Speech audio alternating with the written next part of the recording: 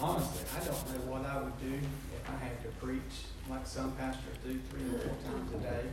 Man, I sing, and sometimes by the time I get up to preach, my voice is just about gone.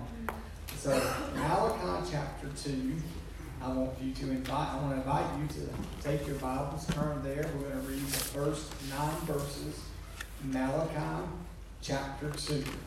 We've been in the midst of a series called All In, and this morning I'm preaching on this idea of being godly examples in our walk with Christ. So if you have your Bibles, Malachi chapter 2, stand with me to honor the reading of God's Word. You'll find these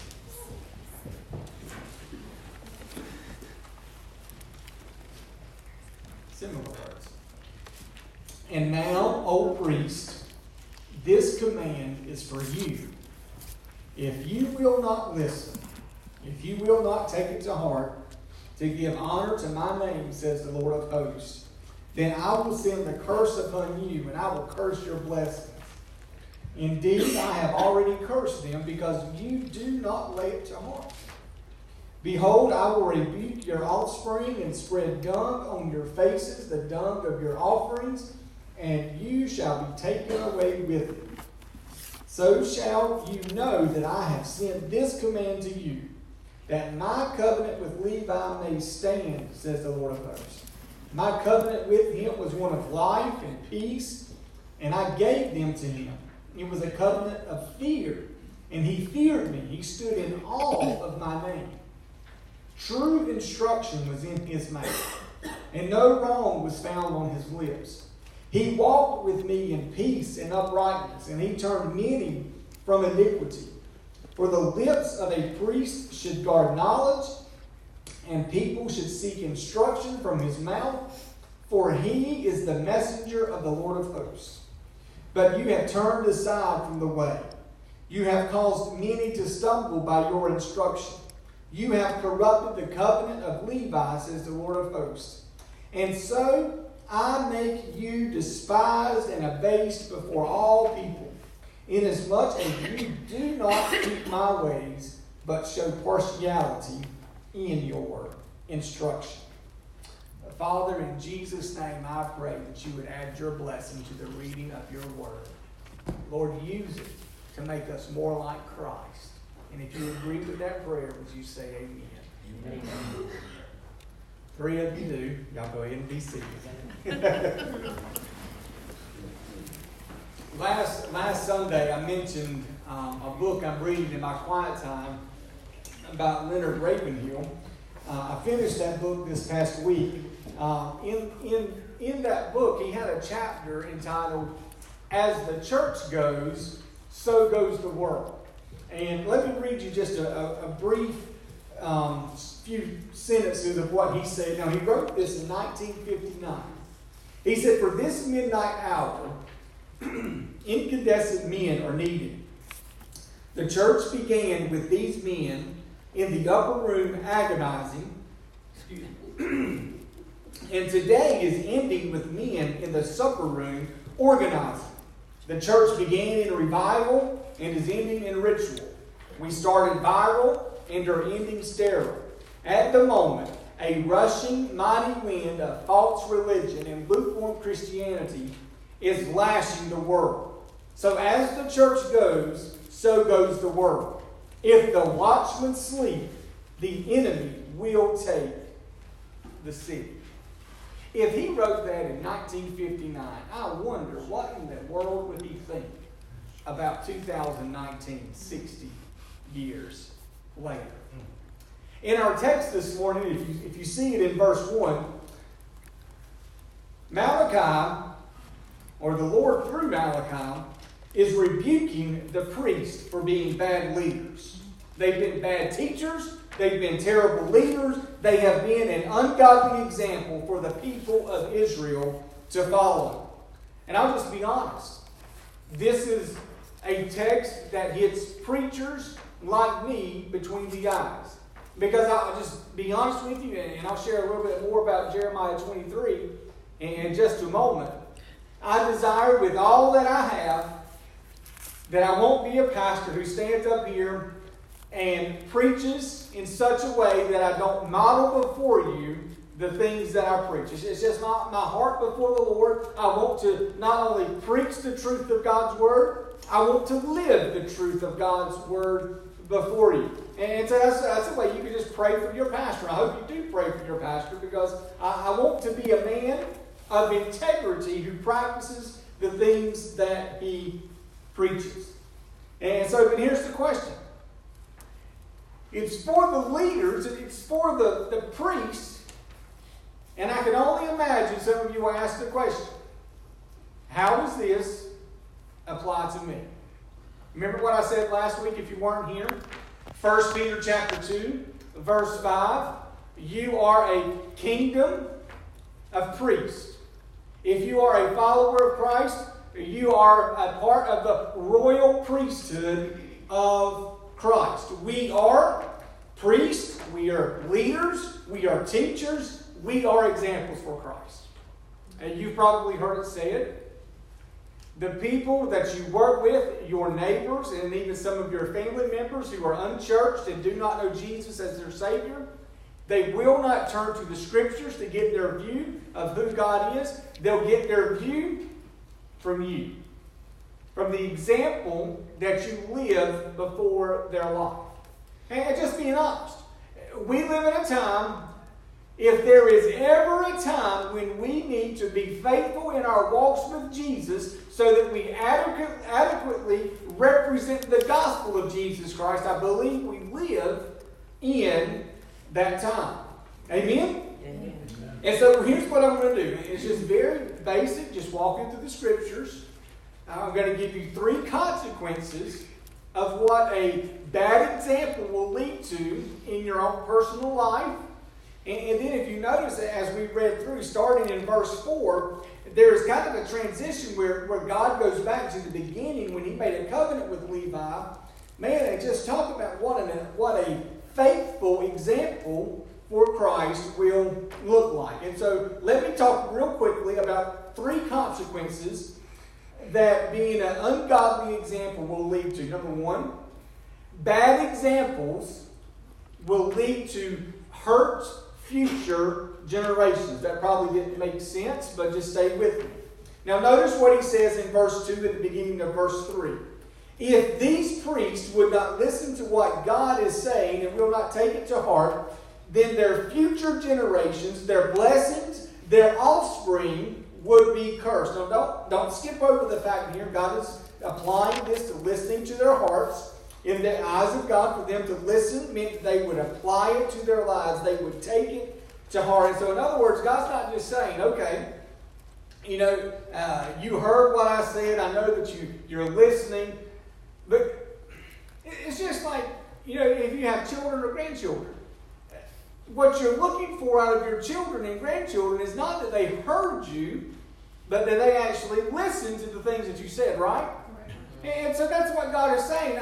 I want you to not only hear what I'm saying, but you need to take it to your heart. It needs to be applicable in your everyday life. And these priests weren't doing that.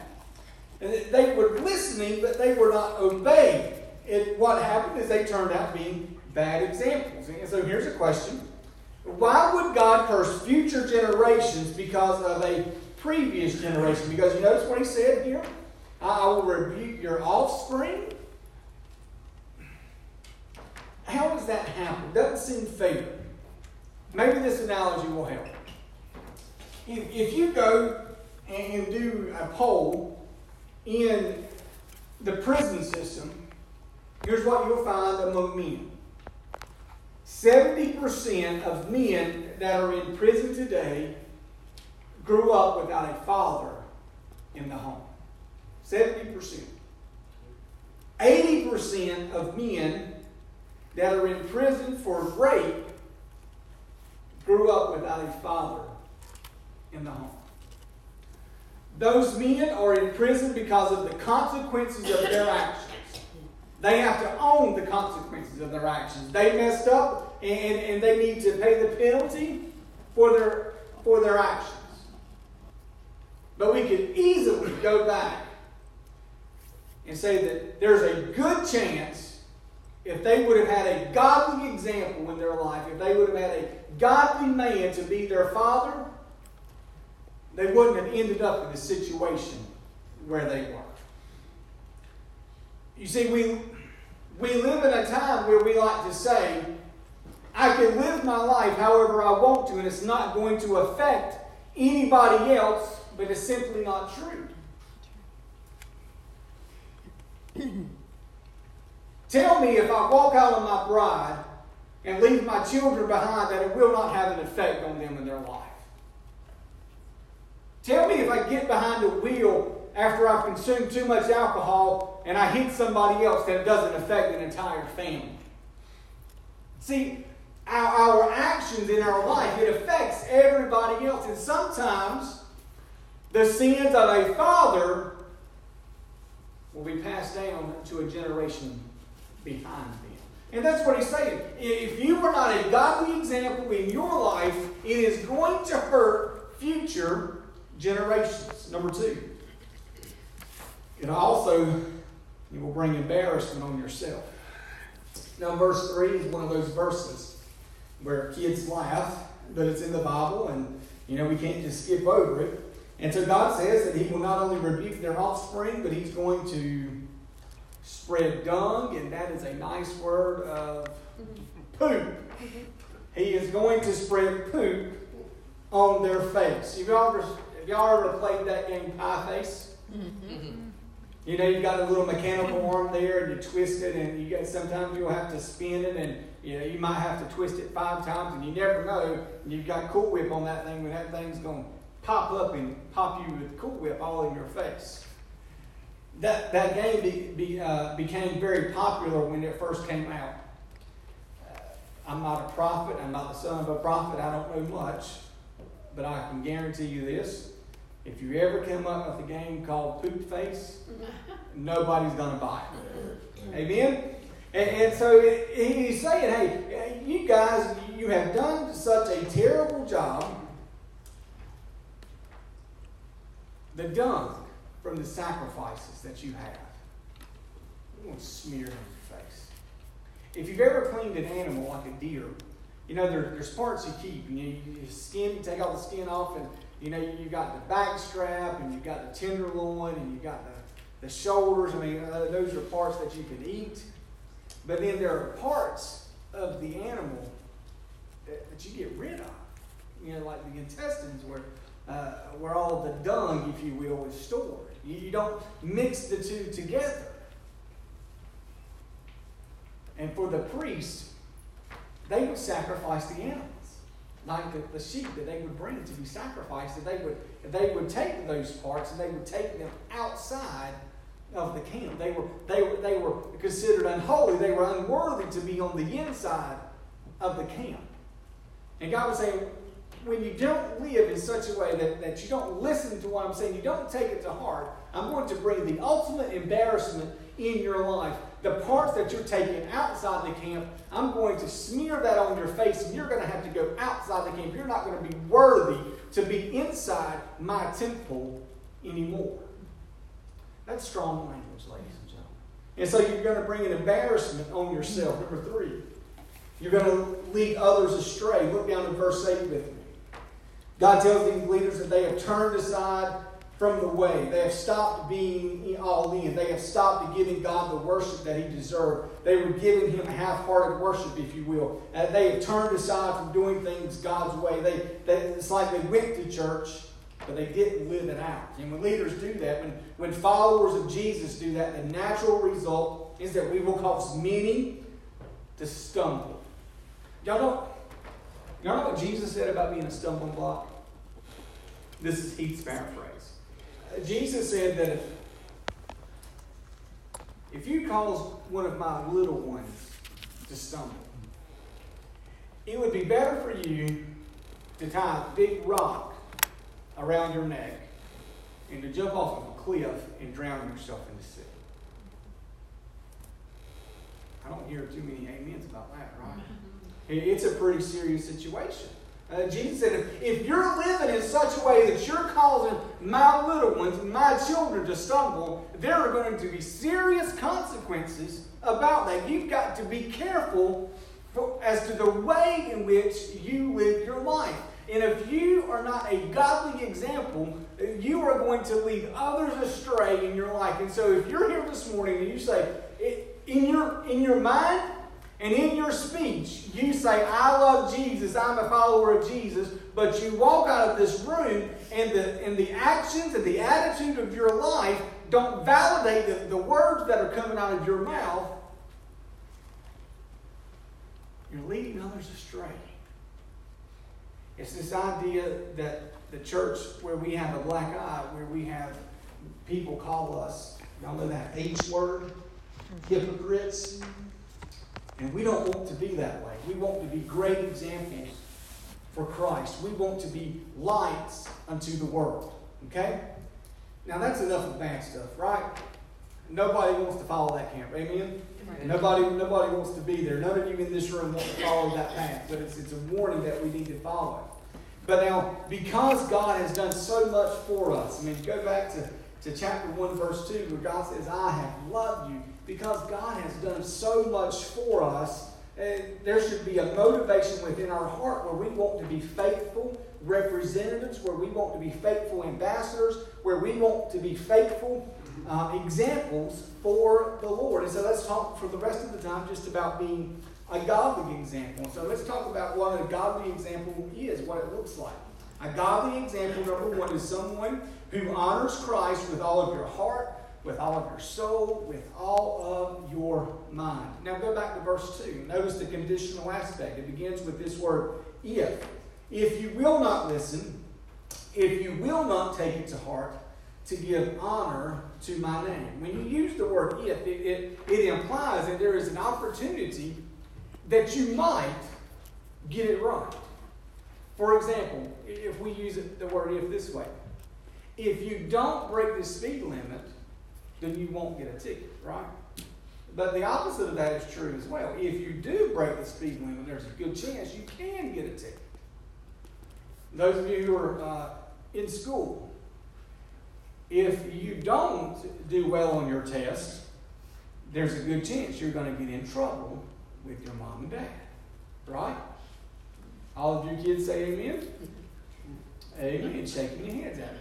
But it's a conditional because there's an opportunity that you might get it right. You might do well on this test. And so notice here what he's asking for them to do is to take it to heart, to honor his name. And so when you honor the name of God, you honor God. For us, it takes us to the great commandment. Y'all remember the great commandment? The first and greatest commandment is for us to love God with all of our heart, with all of our soul, and with all of our mind. That's why I put that language there. And so it's conditional if you guys will do this. And then he gives them an example when you get down to verse 4. The situation changes.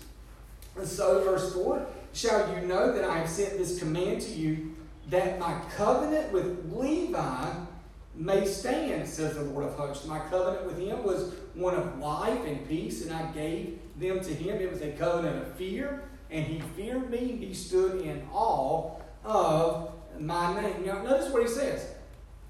It was a covenant that he made with Levi. It was not a situation where it was like they just had an understanding. It was not a contract. It was not a commitment, but it was a covenant. You know, it's like a marriage covenant. It's something that is made between two parties in the sight of the Lord. This time, it's between God and Levi. And you know, I don't think there would be a single one of you in here that were married if you made a promise to your spouse that you would live in complete faithfulness to them, and if the spouse would turn around and say, I'll live in faithfulness to you whenever I want to. That's not how the covenant works, right?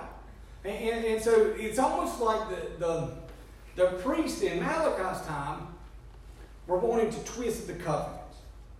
They said, well, that may have been the promise that you made to them back then, but I don't want to be a part of that promise at this point. They wanted to rewrite the covenant. Here's a good way to think about it. They wanted the blessings of God, like eternal life, God's protections, God's blessings, But they wanted those protections without being all in. They wanted to skip out on worship. They wanted to skip out on sacrificial living. They wanted to skip out on being faithful in their marriages. All the while, listen to this, living under the umbrella of God's protection and God's provision and God's really blessings in their life. And you can't do that and be a godly example. You have to love God with all that you have. Christianity is a relationship with Christ that is based on a covenant. It is based on God's ways, and we are not the exception to the rule. We do not get the blessings of God without loving Him with all that we have. Now notice what he says here at the end of verse 5. My covenant with him was one of life and peace, and I gave them to him. It was a covenant of fear, and he feared my name. It was a covenant where, man, there was worship. I want you to stay with me here because I just want to walk through kind of with Levi. It didn't start out that way with Levi, with the tribe of Levi. Now remember, the tribe of Levi, it's based upon, or the sons of Jacob. Remember that? So the tribes of Israel all come from the sons of Jacob. Genesis 34. And there's no tribes, it's just the children. Genesis 34, they're living close to the land of Canaan. Canaanites are there. There's a guy by the name of Shechem from Canaan. He comes over and does the unthinkable. He rapes a daughter of Jacob. Dinah is her name. How would you respond if Dinah's your brother or Dinah's your sister? The sons of Jacob are ticked off. They're hot. Hamor, Hamor, Shechem's father, comes and tries to bring peace in the situation. Doesn't want there to be war between the families. Doesn't want there to be war between the two cultures, really. And so here's what he suggests. Why don't you give Dinah to be Hamor's wife? And so here's what they decided. You know what? God has said, we shall not dwell among a people that are uncircumcised. We can't intermarry with you. And by the way, intermarriage always when God says you shall not intermarry, it's always based upon people of different faiths. Always based upon people with different faiths. Never has anything to do with the color of somebody's skin. And so they said, if all of the men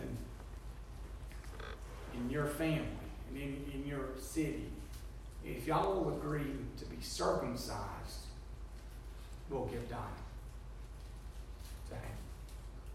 They agreed. Levi and Simeon, on the third day, they went on a killing spree. They killed every man. Now remember, they've just been circumcised. Third day, they're out of commission. I mean, what kind of a man's going to get up and fight in a situation like that? They kill all the men in the territory. Get to Genesis 49, when Jacob is giving blessings to his children, Simeon and Levi get no blessing. They get no land as part of their inheritance. The scriptures say in Genesis 49 that y'all will be scattered among Jacob. Y'all will be scattered in the land. Your swords are weapons of violence, is what Jacob said to his children. They instead of receiving a blessing from their dad, they received a curse. You say, well, how did they end up being the priests? Go into Exodus, Mount Sinai. Moses is up on the mountain. Aaron makes a golden calf for the people. God's judgment is getting ready to rain down on those for making the golden calf and worshiping an idol. It was the tribe of Levi that were zealous for the Lord that God used to bring judgment on those involved in the sin. And Moses promised there in Exodus the blessings of God on the tribe of Levi. Honestly, if you were to ask the average Christian and high majority, if you know the answer to the question, why is it that the tribe of Levi doesn't have any land? You would point to the promise that they were priests. And God was going to take special care of them. That was not so in the beginning. They didn't receive any land in the beginning because of the wickedness and their sinfulness. But God took that situation, their wickedness and their sinfulness, and He redeemed them out of that. And now, all these years later, for thousands and thousands of years, we look back at the tribe of Levi as being a blessing to the children of Israel, even somewhat a blessing to us because of their priesthood and the sacrifices that they made that has always pointed us to Christ. You know what it sounds like to me? It sounds like my redemption story. It sounds like my salvation. It sounds like the time back in October of 2001 when I was sinking deep in sin. You remember the old song? But the master of the sea, he heard my despairing cry. And up from the waters, love lifted me, and now safe am I. See, that was the tribe of Levi. They knew what it was like to be redeemed. When God says, hey, go back to the covenant that I made with Levi. Go back to the time when they feared me, when they walked with me and they talked with me. Man, when I first instituted them as priests, they knew what it was like to be redeemed, and they walked faithfully with me. Now, you say, why I get happy sometimes. I'm sorry. I'm trying to protect myself. Why do I bring that up? Because sometimes the longer you walk with Jesus, the further you get away from the cross, and you fail to remember just how good it was the moment you gave your life to Jesus. And I'm telling you, if you want to honor Christ with all that you have, if you want to honor Him with your heart, your soul, and your mind, with every fiber of your being, never, ever, ever get over what Christ has done for you on Calvary. Amen? And that's where these guys are. God is pointing them back to when there was a redemption in the tribe of Levi, and they loved God. They were zealous for Him.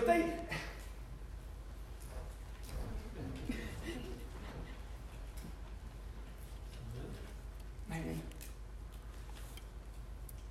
it hurts my heart when we get so far away from the cross, when we forget the times when we walked in complete disobedience to Christ, and we heard the voice of Jesus call us, and He completely transformed our life. And the further away we get from the cross, the more we begin to act like the priest in Malachi's time, where we no longer live to honor Christ with all that we have. Number 2. If you honor Him with your heart, soul, and mind, you have to honor Him with your actions. Verse 6. Levi was a man, had instruction in his mouth. There was no wrong in his lips. He walked with God in peace and in uprightness. What he believed was the way in which he lived his life. 3 real quick things. The way Levi honored God's word in his actions. Number 1, he was faithful in teaching the truth. He had true instruction. Notice what the text says. He had true instruction in his mouth. There was no wrong found on his lips. When you are faithful to God's word this way, you tell people the truth instead of the things that they want to hear.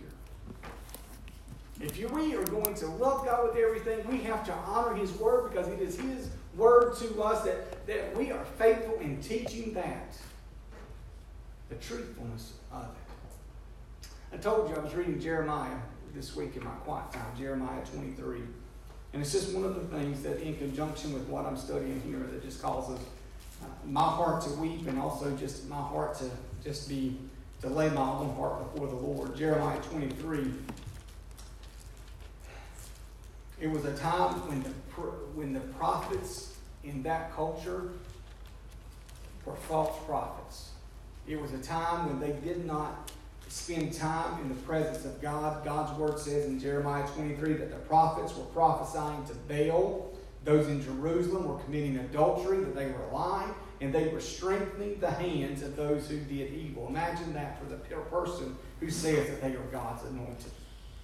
God said that those prophets did not stand in his counsel. They did not receive his word. And God said in Jeremiah 23, if they had only stood in my counsel, I would have given them my word, and they could have proclaimed my word to the people. Instead, they were telling their dreams as if their dreams were the word from God. And they were telling lies, and God says, I am going to bring destruction on that nation. Now here's what's so heartbreaking about Malachi. Jeremiah was a prophet before the children of Israel were led away into captivity into Babylon. Malachi was written after they'd come out of that captivity in Babylon.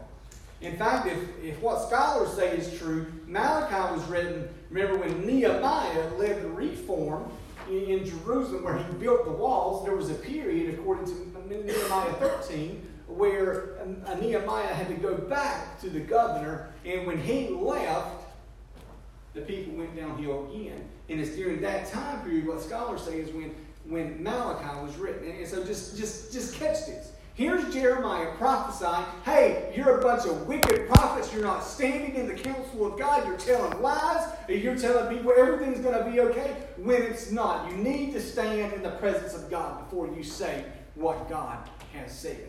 They don't listen. The children of Israel carried away into captivity. And man, Babylon does, it's just brutal of what they do to the children of Israel. They're there 70 plus years. There's a way that comes back to Jerusalem. There's reform under Nehemiah. There's a revival. You remember, Ezra stands on the platform and he reads the book of the law for several hours, and the people stand and listen to it. And now we're right back to where they started. Why? Because the priests weren't faithful in proclaiming the truth of the word. And as the church goes, so goes the world. And we need priests like you and I that will stand up and say, this is what God's word says. Mm-hmm. We've got to be faithful to teach the truth of the word. Number 2. The priests and Levi, they were faithful in walking in the truth. Verse 6, he walked with me in peace and uprightness. His actions lined up with what he believed and what he taught. And we will never be godly examples if we come to church and say that we love God and never put those things into practice. Here's a good way of thinking about it, parents. It is not enough to say that we love God and that we go to church, we take our kids to church, but our kids never see us spending time with Jesus in personal Bible study. Our kids never see us investing our time in teaching them the Bible, and they never see us spending our giving faithfully to the church. They never see us giving in our time to the church. And in other words, here's what I'm saying. It's one thing for us to say that we love God and we want to teach our kids the truth, but we need to model it before our children. Amen? Here's a good word for you, parents. Integrity. That's what it boils down to. You're either going to be the person behind closed doors that you say you are in public, or you'll be a hypocrite. And I say that with love. But it's a matter of integrity. They're faithful in walking in the truth. Number 3, faithful in preserving the truth. The last part of verse 6 says that he turned many away, or they turned many away from their iniquities. Verse 7, that his lips should guard knowledge and people should seek instruction from his mouth because he is the messenger of the Lord. Deuteronomy 33, the Levites were described as those who watched over God's word, those who guarded the covenant. They were the ones that when people were walking unfaithfully to the Lord, they called them out on it. They knew that God was jealous for his people, and they wanted to preserve the holiness and the purity of the people before God. You remember what Jesus said? How much sinfulness does it take within the body before the whole body becomes corrupted? How much poison do you have to put in a loaf of bread to contaminate the whole loaf? And the priest, and what God is saying here, and how they were walking faithfully, is they preserved the holiness of the group. Somebody was alluding to it in our Sunday school class this morning. Sometimes those who know the wisdom of God fail to give the wisdom of God because they're afraid of being called judgmental and other names, and will sit idly by and let the poison take over. And notice, you have to notice the context. It's within the people of God. It's not really going to do us a whole lot of good to argue with the world. He's talking to those within the church, sanctifying the purity of the bride of Christ, encouraging the bride of Christ to be holy before the Lord, and loving your brothers and sisters in Christ enough that when they fall into sin, that you graciously, not arrogantly, but you humbly and graciously love your brother or sister enough to point out sin in their life. They preserved the purity of the people. And we need priests like that, who are willing to stand for the truthfulness of God's Word. And so, final question, and then we'll dismiss. Are you a faithful priest? Are you faithful in loving God with your heart, soul, and mind, that it's evident that you honor the Scriptures in your walk with Christ? If not, there's good news. There's freedom and forgiveness